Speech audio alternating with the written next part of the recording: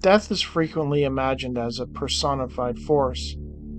In some mythologies, an entity known as the Grim Reaper, usually depicted as a berobed skeleton wielding a scythe, causes the victim's death by coming to collect that person's soul. Other beliefs hold that the specter of death is only a psychopomp, serving to sever the last ties between the soul and the body, and to guide the deceased into the afterlife, without having any control over when or how the victim dies. Appearing in the 1995-1996 Astral Project newsletter, Volume 4, Issue 2, there is a rather bizarre account involving a Grim Reaper, one that suggests that these beings, whatever they are, may have the power to not only take lives, but to save them as well. Dennis Wardrop was 8 years old, living with his parents in Hagerstown, Maryland. He recalled that on one winter day, he was out ice skating on a pond near his home. There was no one else around, and he had the whole pond to himself. He was skating along when suddenly he heard the ice crack around him, and he fell through. I couldn't find the opening, and I was panicking, starting to pass out from the cold water, which was flooding my lungs. Suddenly I felt something poking at me, and I grabbed it, and I felt myself being pulled through the water and up through the opening in the ice. When my head came out of the water, I couldn't believe my eyes. I was terrified. I saw a hooded, black-robed corpse. The stick that I was grabbing onto was actually the very blunt end of a very large, silvery scythe. The figure was very tall and very big. His face was that of a decomposed corpse, like a skull, not eyes, just sockets. But inside those eye sockets were swirling whirlpools of black and dimly glowing reds. A skeletal hand reached down to me and pulled me the rest of the way out of the water. At first I was more scared of the figure than of drowning. In fact, I thought I was dead. The odor of death was everywhere, but somehow it didn't bother me at all. In fact, for some reason, it seemed to comfort me. At this point, the figure put its skeletal hand on Dennis's head, gently stroking his wet hair. The entity spoke to him, saying, "Do not fear me, little one. I'm here to protect you. It's not your time yet." Suddenly I felt sleepy, probably from the hypothermia, and I struggled to keep my eyes open but couldn't. A few moments later I awoke from my brief sleep with a feeling of incredible warmth that swept through my entire body. The warmth stayed with me the entire mile-long trek back home, despite the fact that it was only about 14 degrees outside. When Dennis opened his eyes, he noted that the strange black-robed entity was gone, though he admits that he still very much felt its presence around him. He no longer fears dying and senses that the angel of death he encountered that day is very close to him at all times. I have covered many Grim Reaper cases on this channel, including one that happened to a personal friend of mine. Typically, Grim Reaper type beings are described by people who have had a near-death experience or who work in an environment where people are close to death, like a hospital. This is the first time I've heard of a Grim Reaper entity actually revealing itself in order to save a person. Usually when people see a Grim Reaper, they take it as an omen that a person's death is imminent.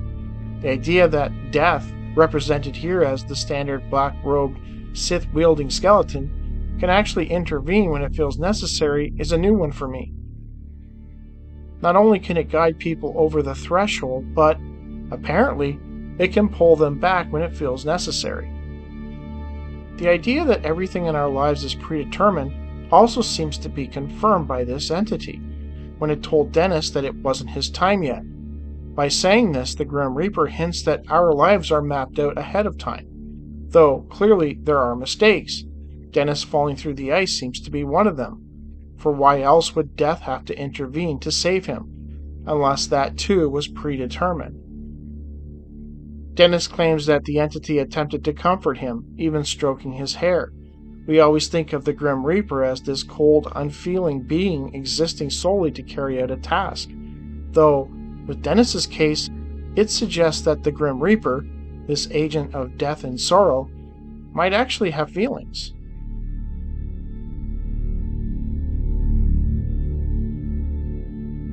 On the morning of August 8, 1989, a fishing vessel in the Kisamos Bay sent out a distress signal. Authorities and local fishermen quickly raced to the aid of the small vessel. Rescuers were astonished to find the crew panicked and terrified, and with crosses spray painted on their chests. The story the fishermen had to tell, what happened to them, is something straight out of our worst nightmares. It was 6:30 a.m., August 8, 1989. The fishing vessel Francesco, with its crew of 5 fishermen from Italy, sent out an urgent SOS while sailing north of Kisamos Bay, not far from the island of Crete. The vessel, St. George, carrying Warrant Officer Manolis Neotakis, the supervisor of the Port Authority station in Castelli, immediately sailed to the aid of the Italian ship. At the same time, nearly every fishing vessel near Gramvosa, Kisamos Bay, Solnara, and Caravuda was requested to assist in the search for the distressed vessel by the Port Authority. In Caravuda, Neotakis spoke to fisherman George Bacchus, the captain of the vessel Photis, and asked if he had observed any warning fires or something to indicate a boat in distress. Bacchus confirmed that him and his men had seen orange lights off in the distance while fishing, but didn't think anything of it at the time.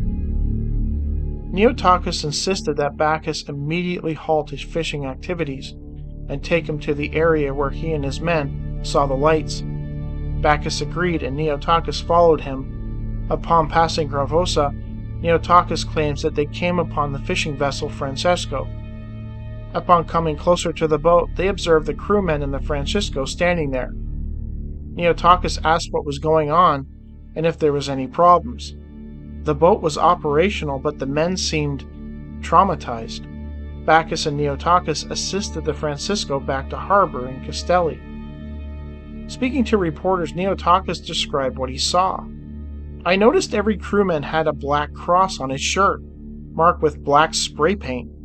One of the men was holding a metal crucifix.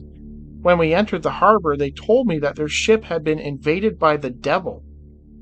According to the fishermen, sometime in the evening, a strange figure had come aboard their ship and attacked them, smashing their TV set and trying to impale them with knives. The men asked for priests to exorcise the evil spirits, and at around 11 a.m., 3 priests and a deacon arrived at the harbor. By this point, word had gotten out about the strange happenings, and more than 200 people were present as the 4 men of the cloth performed their blessings. Curiously, even after the ship had been exorcised, the Italians still continued to see the devil entity, and they refused to disembark until the ship and they were cleansed and free of this demon. After some time, the religious men and the authorities were able to coax the crew off the ship and take them to the hospital where they were examined. This is the first time that such a thing has happened. I've never seen such a thing in my whole career. I am suspicious, but I cannot say anything more due to lack of evidence, Neotakis told this to reporters. The residents of Castelli were baffled and astonished by what was transpiring, though some believed that it was the, quote, dirty work of the mafia that had frightened the men, rather than demonic entities from the beyond. They believed that somebody had cooked up the devil story to distract from something far more nefarious that might be going on in the Kisamos Bay.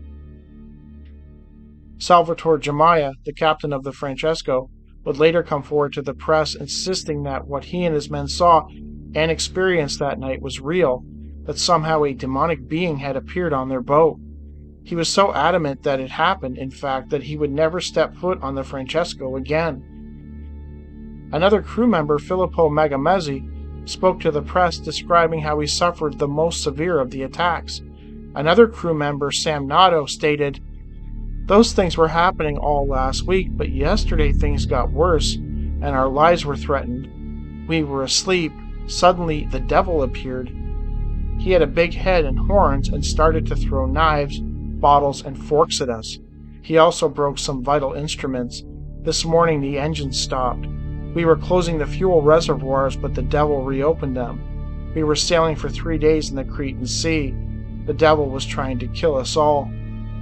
Our life was an ordeal, so he marked the shirts with the sign of the cross, and when he saw it, he went away. But shortly after midnight, things got even worse. Finally, we called for help.